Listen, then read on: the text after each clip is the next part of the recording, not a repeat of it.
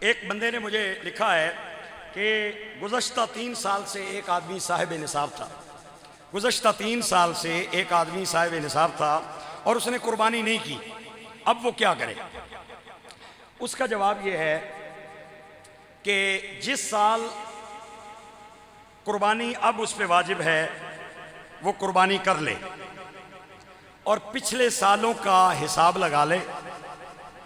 جتنے سال اس نے باوجود صاحب نصاب ہونے کے قربانی نہیں کی،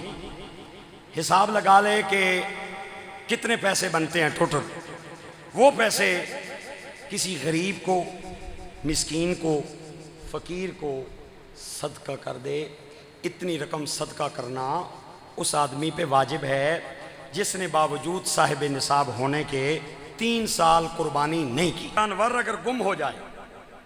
چوری ہو جائے، چونکہ مہنگائی کا دور ہے، لوگ جانور باندھتے ہیں، چوری ہو جاتے ہیں، گم ہو جاتے ہیں، بھاگ جاتے ہیں، مر جاتے ہیں، تو وہ بندہ کیا کرے؟ اس کا جواب یہ ہے کہ 2 لوگ ہیں، ایک وہ آدمی ہے جو صاحب نصاب ہے جس پہ قربانی لازم ہے، اور ایک وہ ہے جو صاحب نصاب نہیں ہے، اس پہ قربانی نہیں ہے۔ جو صاحب نصاب ہے اور اس نے قربانی خریدی اور قربانی خریدنے کے بعد جانور گم ہو گیا، مر گیا، چوری ہو گیا، تو وہ دوبارہ قربانی کرے، اور اگر دوبارہ قربانی کرنے کے بعد وہ جانور اسے مل جائے جو بھاگ گیا، چوری ہو گیا، گم ہو گیا، وہ اسے مل جائے، تو بہتر یہ ہے کہ اسے بھی قربان کر دے، اس کی بھی قربانی کر دے، اور قربانی اس دوسرے جانور کی اس پہ واجب نہیں ہے، کر دے تو بہتر ہوگا، نہ کرے تو پھر بھی جائز ہے۔ اب دوسرا بندہ آ گیا جس پہ قربانی واجب نہیں تھی اور اس نے جانور خرید لیا، جانور گم ہو گیا یا بھاگ گیا، چوری ہو گیا، مر گیا، تو وہ آدمی، اس سے قربانی علماء نے لکھا ہے ساقط ہو جائے گی، اور بدائع الصنائع میں اور بحر الرائق میں اور دیگر ہماری فقہ کی کتابوں میں یہ تصریح ایسا ہی موجود ہے کہ قسطوں پہ اگر کوئی بندہ بکرا خرید لے، بیل خرید لے، تو اس کی قربانی جائز ہے۔ قسطوں پہ اگر کوئی بندہ بکرا خریدتا ہے، بیل خریدتا ہے، کوئی بھی جانور خریدتا ہے، آدمی اگر ادھار کوئی چیز لے اس سے بھی مالک ہو جاتا ہے، اور اگر نقد لے اس سے بھی ہو جاتا ہے، اور اگر قسطوں پہ لے اس سے بھی اس چیز کا وہ مالک ہو جاتا ہے۔ ایک آدمی نے قسطوں پہ بکرا بک کروایا، بیل بک کروایا، تو وہ آدمی اس کا مالک ہو گیا، البتہ اس کی جو بے ہے وہ مکمل اس وقت ہوگی جس وقت اس کی قسطیں مکمل ہوں گی۔ یہ ہمارے اس علماء نے لکھا ہے، قسطیں جب مکمل ہوں گی تو اس کی بے تام ہوگی، اس کی بے مکمل ہونے سے پہلے وہ مالک ہو جائے گا، اور اگر کوئی آدمی مالک ہو جائے کسی جانور کا، چاہے وہ نقد ہو، ادھار ہو یا قسطوں پہ ہو، اس کی قربانی وہ قربانی کر سکتا ہے۔ لہٰذا مختصر جو جواب ہے وہ یہ ہے کہ قسطوں پہ خریدے گئے جانور کی قربانی جائز ہے، آدمی کر سکتا ہے۔ اسلام جو ہے یہ سہولت کا مذہب ہے، اسلام میں سہولت ہے، اسلام میں سختی نہیں ہے، تو ان حالات میں جو جانور عام دنوں میں 25,000 کا ہے، جو بیپاری ہیں، جو تاجر ہیں،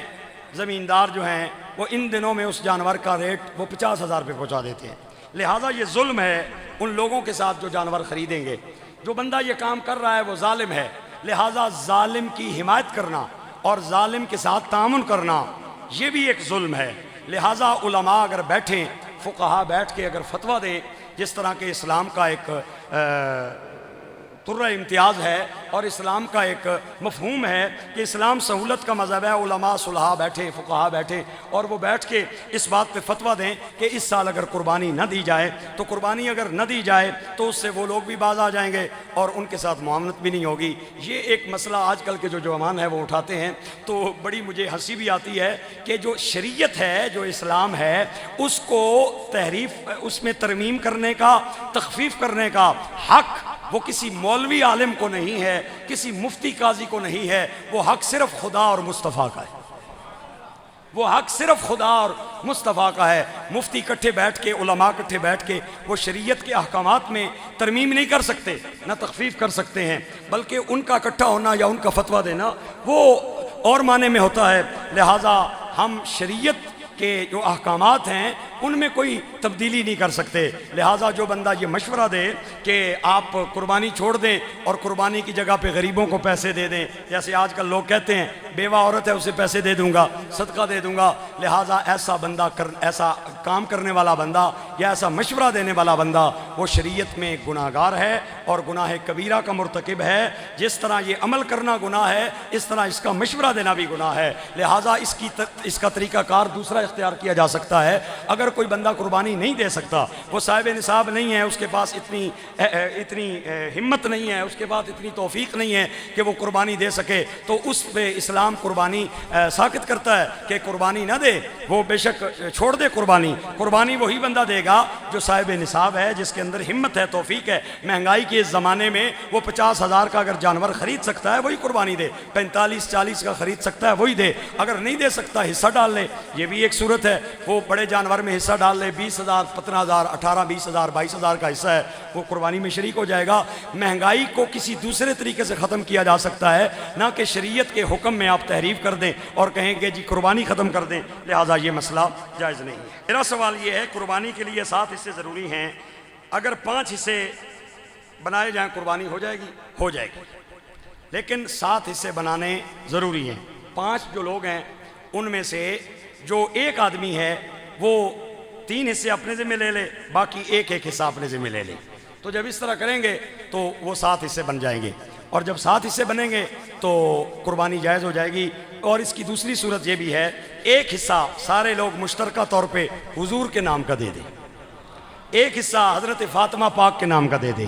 ایک حصہ کسی اللہ کے ولی کے نام کا دے دیں، تو 7 حصے پورے ہو جائیں گے، لہٰذا وہ قربانی کر سکتے ہیں۔ حصے 7 ہی رکھنے ہیں، لوگ 4 بھی شریک ہو سکتے ہیں، 3 بھی ہو سکتے ہیں، 5 بھی ہو سکتے ہیں، 6 بھی ہو سکتے ہیں، 2 بھی ہو سکتے ہیں، اور ایک بندہ بھی بڑا بیل ذبح کر سکتا ہے۔ جو ایک ذبح کرے گا وہ بھی 7 حصے بنائے گا۔